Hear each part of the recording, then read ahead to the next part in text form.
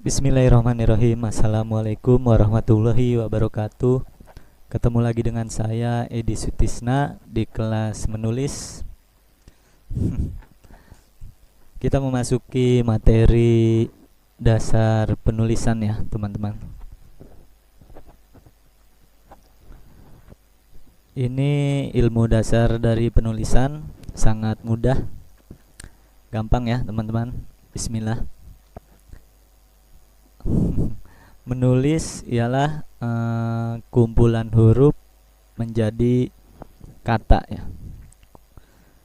Huruf-huruf dikumpulkan, terus dia menjadi kata.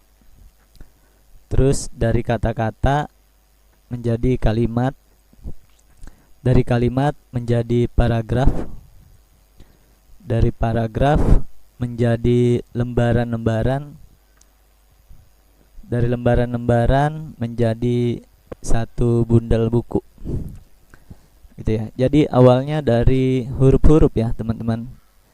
Ini sangat gampang sekali ya materi ini. Kalimat ialah dari kumpulan kata-kata ya. Kata-kata ialah kumpulan dari huruf-huruf. Ngerti ya teman-teman ya. Paragraf ialah kumpulan dari kalimat-kalimat yang digabungkan kemudian menjadi satu paragraf. Dan lembaran-lembaran ialah kumpulan dari beberapa paragraf ya. Terus buku ialah kumpulan dari lembaran-lembaran. Coba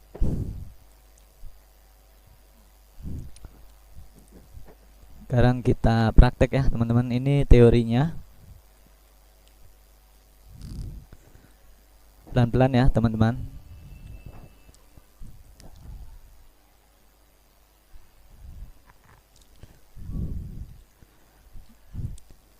Huruf-huruf menjadi kata. Kita tahu ya teman-teman, huruf itu terdiri dari A, B, C, D, E, F, G, H, I,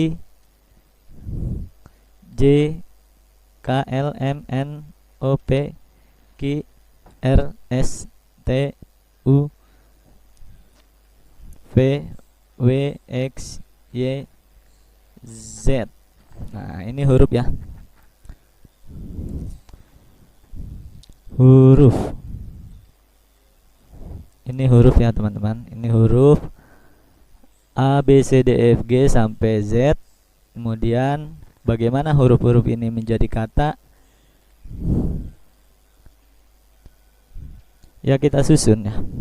Kita susun huruf menjadi kata. Misalkan makan. Makan itu terdiri dari M, A, K, A, N ya. Gampang lah ini ya. Tapi ini gampang-gampang begini juga harus dijelaskan ya teman-teman. Makan itu ada berapa huruf? 1, 2, 3, 4, 5 ya. Makan itu terjadi apa? Makan itu terdiri dari 5 huruf. Gampang ya. Makan itu adalah kumpulan huruf abjad dari A sampai Z yang disusun maka menjadi kata ya, yang disusun sehingga dia mempunyai makna dan menjadi kata ya. Makan itu apa kita tahu ya. Makan itu sesuatu makanan yang dimasukkan ke dalam mulut. Ada makan, ada makanan ya. Makan itu orang yang sedang makan. Ini bahasa Indonesia ini pelajarannya ya. Tapi memang ini harus diterangkan ya. Ada makan, ada makanan ya. Itu kata ya. Kata itu hanya satu pengucapan ya. Makan, minum, mandi, main, jalan ya. Itu kata ya. Sekarang teman-teman sudah tahu ya, kata itu apa ya? Kata itu adalah kumpulan dari huruf-huruf ya. Ini dasar penulisan ya, karena kita pasti akan bermain dengan huruf-huruf ya. Penulisan itu pasti bermain dengan huruf-huruf dari awal sampai akhir ya, mau yang amatir atau yang profesional, mainin kata ya. Mainin kata. Kata itu terdiri dari huruf-huruf. Ini kata, misalkan jalan.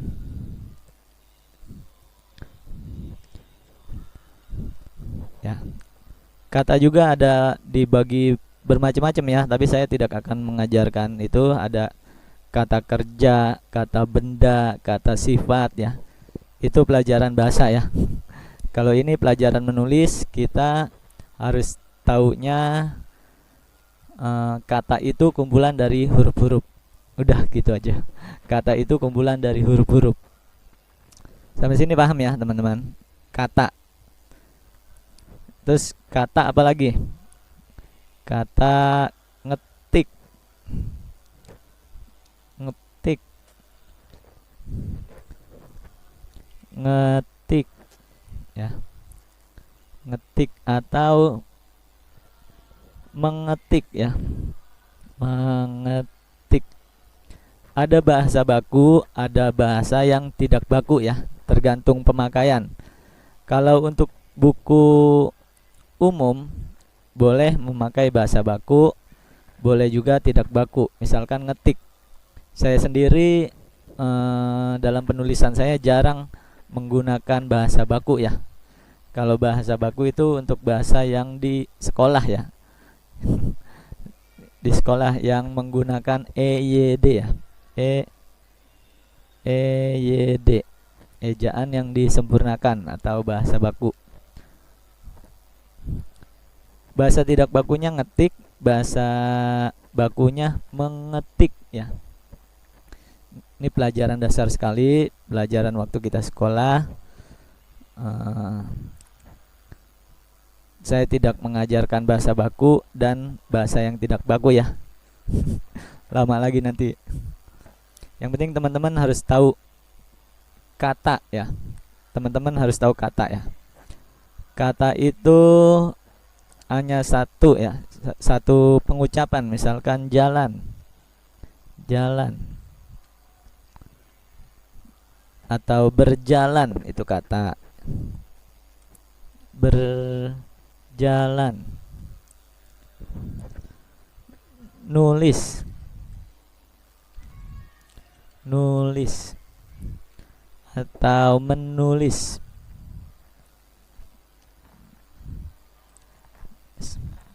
Ya, sampai sini saja ya. Sudah tahu ya teman-teman ya. Saya anggap sudah tahu karena ini pelajaran sangat dasar sekali ya. Harusnya teman-teman sudah mengerti. Mengerti lah ya teman-teman ya. Saya tidak berpanjang-panjang. Jadi huruf menjadi kata ya. Huruf, kumpulan huruf digabung-gabungin, maka dia akan berubah menjadi kata yang mempunyai makna ya. Makanan mempunyai makna, mempunyai arti ya. Jalan mempunyai arti. Jalan ya, jalan adalah jalan adalah kaki kita bergerak dan kita pergi ke satu tempat dengan kaki kita. Bisa jalan, bisa lari ya.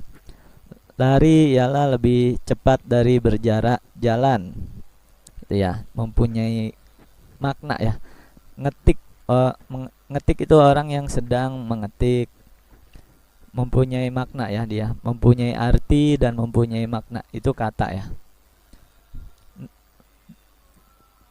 Nulis, nulis itu orang yang sedang menggunakan pulpen dan kertas, kemudian dia menulis huruf-huruf. Nah, itu nulis orangnya. Yang penting teman-teman tahu ya huruf. Kemudian next.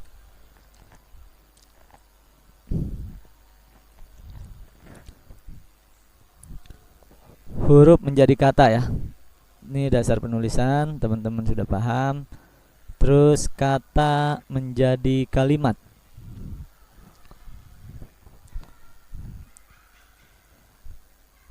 Ini kalau saya tidak, walaupun sepele, tapi ini harus diterangkan ya teman-teman, jangan sampai terlewat.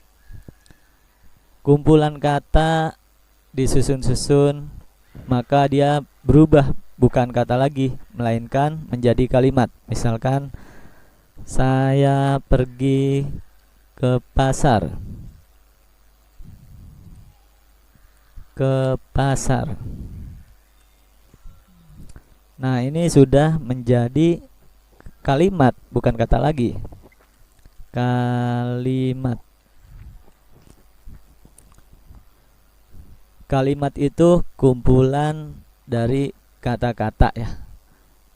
Dia mempunyai arti satu jadinya.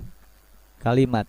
Saya pergi ke pasar, berarti saya pergi ke pasar ya. Saya pergi ke pasar, berarti saya sedang melakukan pekerjaan, yaitu pekerjaannya berjalan ke pasar atau pergi mendekati pasar ya, gitu ya teman-teman. Kumpulan kata-kata disusun sehingga menjadi kalimat.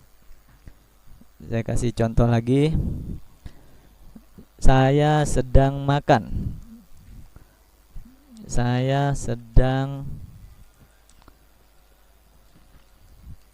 makan. Nah, ini juga jadi satu kalimat, kumpulan kata-kata menjadi kalimat. Jadi penulisan itu adalah awalnya dari huruf, kemudian huruf menjadi kata, kata menjadi kalimat ya teman-teman. Nah, ini kalimat. Saya kasih contoh lagi, 3 ya contohnya. Saya sedang nonton TV. Saya sedang nonton TV. Nah, ini kalimat ya. Ini kalimat. Ini menjadi satu kalimat. Saya sedang menonton TV. Jadi begitu ya teman-teman. Kalimat itu kumpulan dari kata-kata sehingga menjadi makna tersendiri yang beda lagi ya. Paham ya teman-teman ya? Bismillah, paham ya? Terus dari kalimat-kalimat yang dikumpulkan, dia akan menjadi satu paragraf. Nah, ini sudah lumayan agak susah nih ya. Awalnya gampang, lama-lama susah.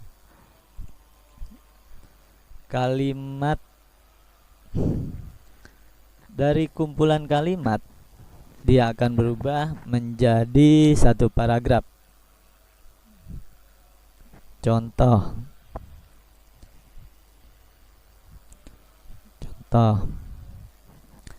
Saya pergi ke pasar. Lalu saya makan di warung.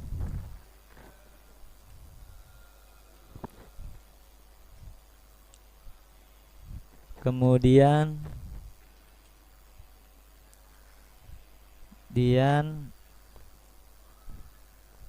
saya menonton TV.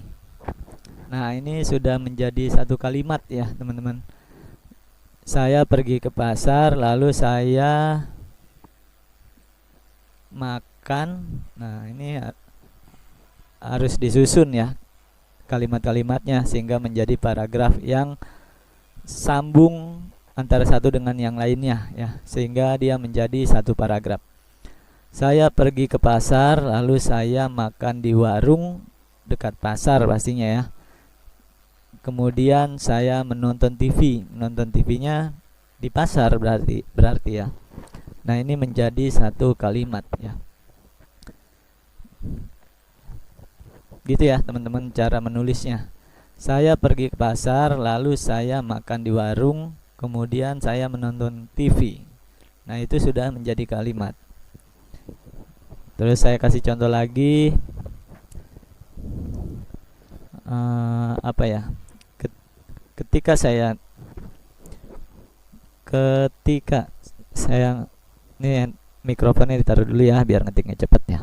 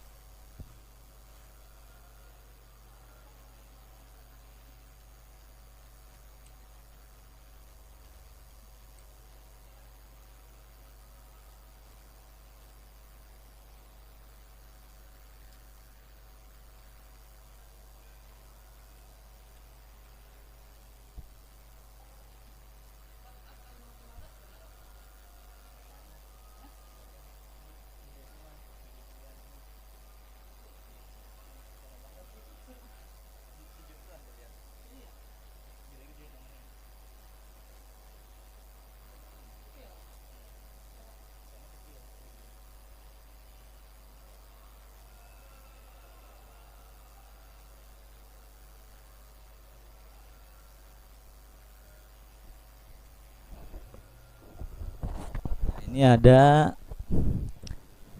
3 paragraf nih ya ceritanya nih ya. Ini paragraf pertama, saya pergi ke pasar lalu saya makan di warung kemudian saya menonton TV. Paragraf kedua, ketika saya berada di rumah saya melihat kasur lalu saya merebahkan diri ke kasur. Kemudian paragraf 3, saya berjalan menyusuri hutan belantara yang sangat lebat. Nah, ini ada 3 paragraf ya. Paragraf itu kumpulan dari kalimat-kalimat ya. Ngerti ya teman-teman ya. Paragraf itu kumpulan dari kalimat-kalimat. Ini kalimat pertama, saya pergi ke pasar. Kalimat kedua, saya makan di warung.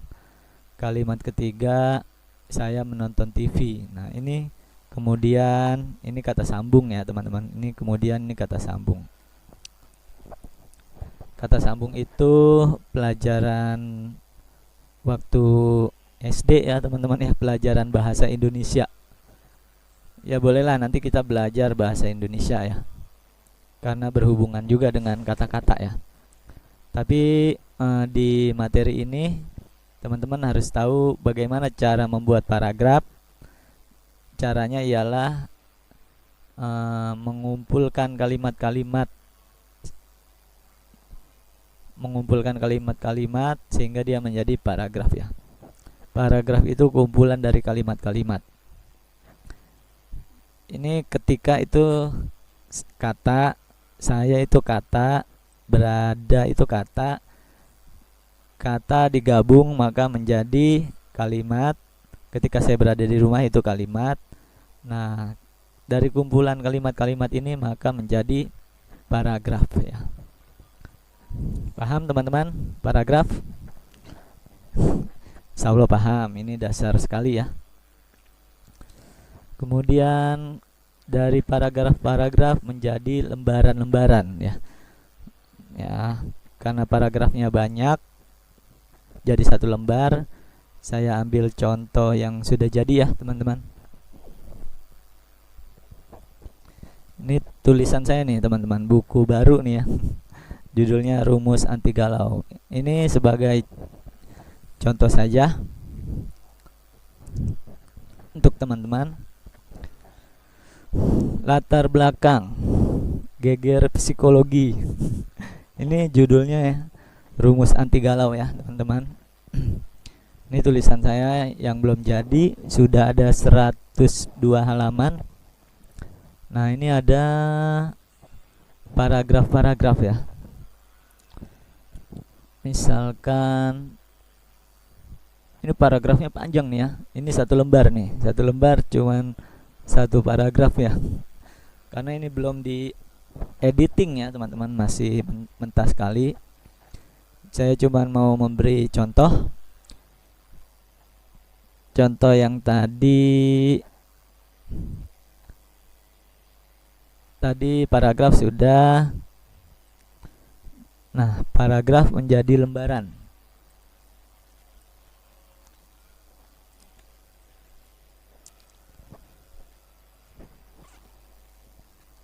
Nah, ini yang keempat.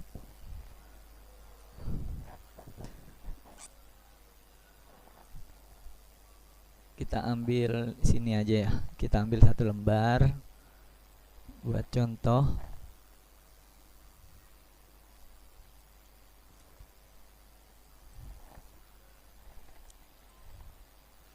Wah, ini gede banget ya. Ini aja deh, nggak apa-apa. Nah, ini ada satu lembar. Kita baca ya, latar belakang. Ini harusnya ditebelin ke tengah.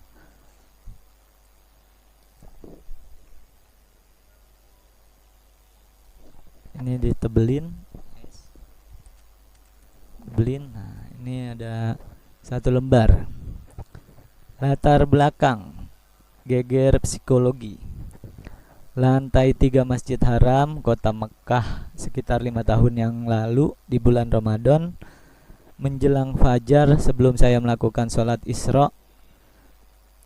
Karena dalam hadis dijelaskan barang siapa yang mengerjakan sholat subuh berjamaah, lalu duduk berzikir sampai matahari terbit, kemudian mengerjakan sholat 2 rakaat, maka ia akan mendapatkan pahala haji dan umroh. Rasulullah Shallallahu Alaihi Wasallam mengatakan sempurna, sempurna, sempurna pahalanya. Hadis riwayat Tirmizi. Jadi saya setiap hari melakukan amalan ini ketika di tanah suci. Nah, ini satu paragraf. Nah, ya. Ini paragrafnya panjang-panjang ya, teman-teman. Kalau sudah jadi tulisan untuk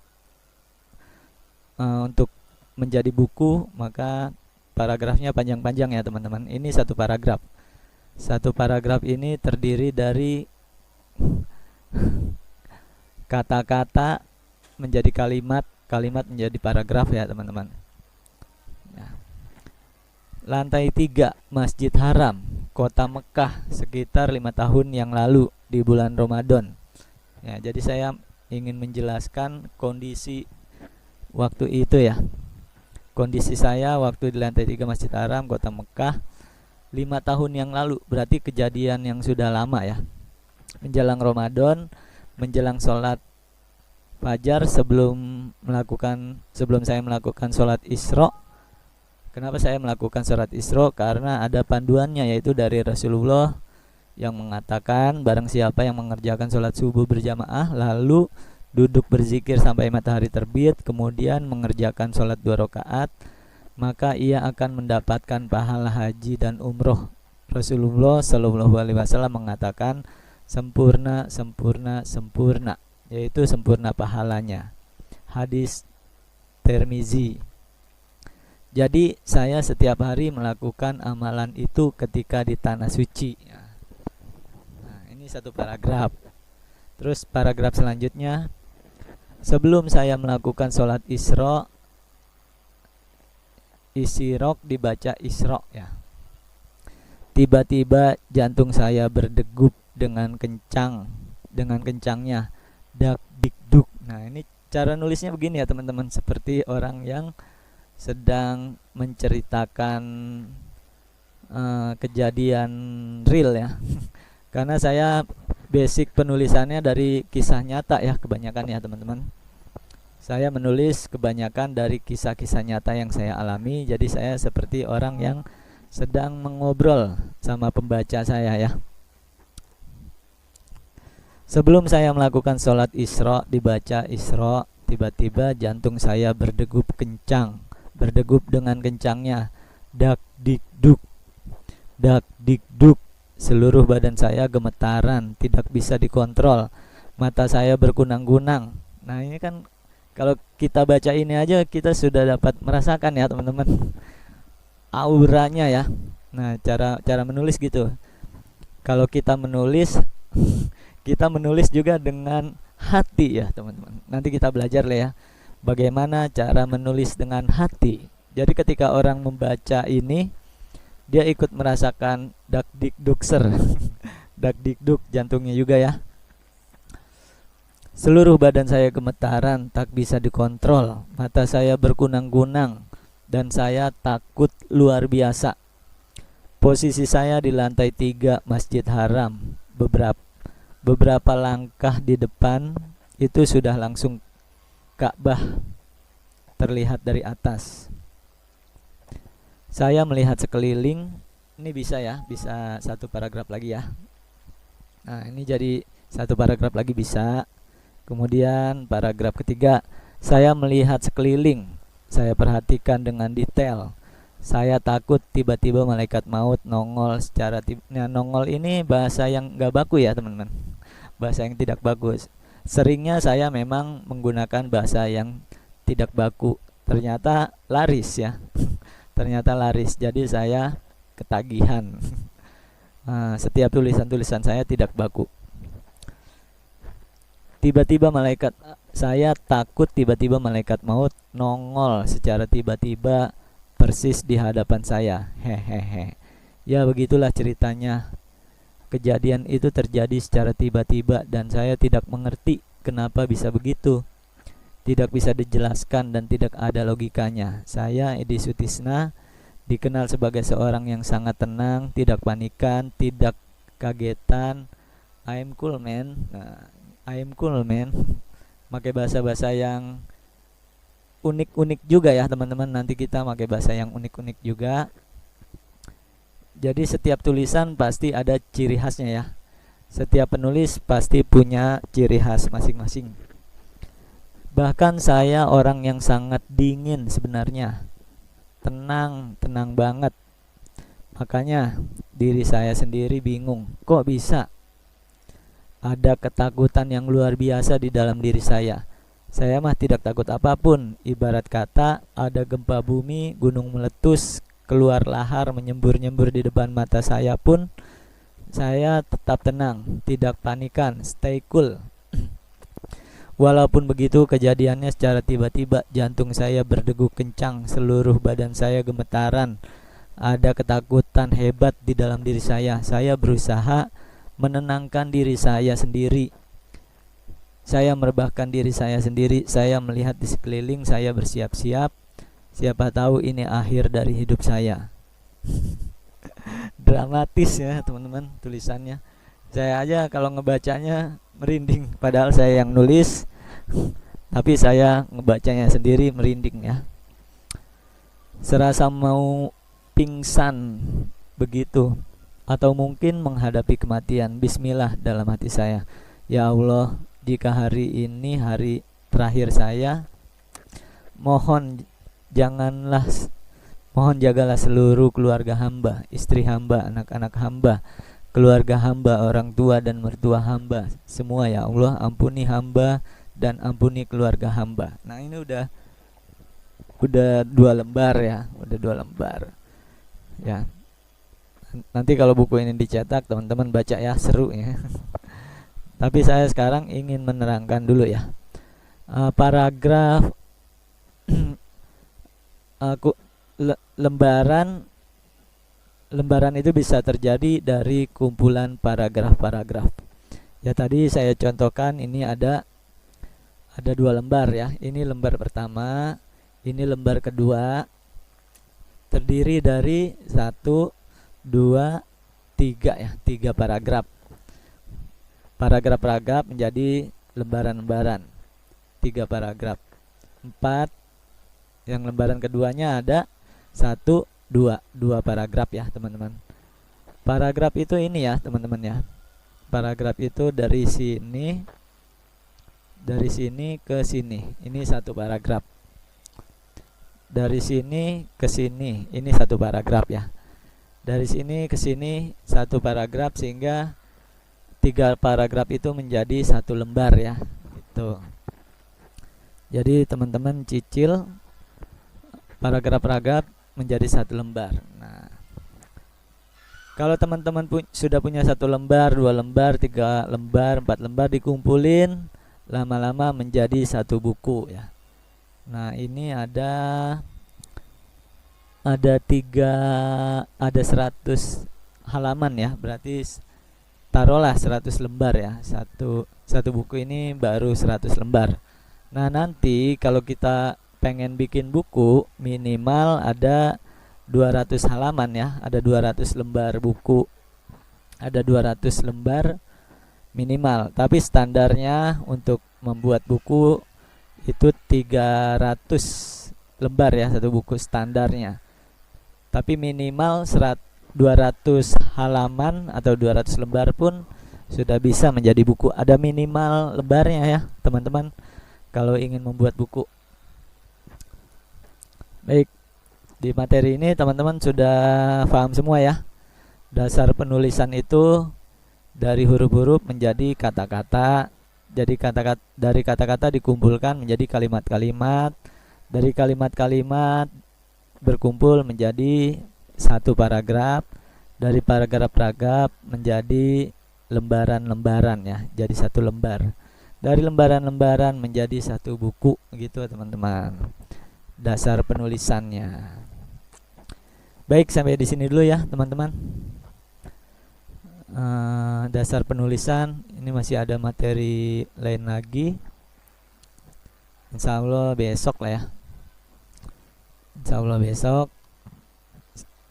Sekarang di sini dulu.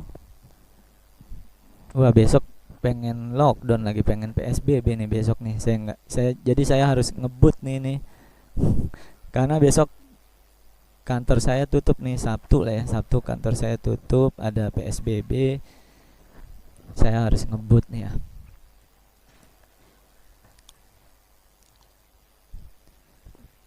Baik, sampai di sini dulu. Assalamualaikum warahmatullahi wabarakatuh.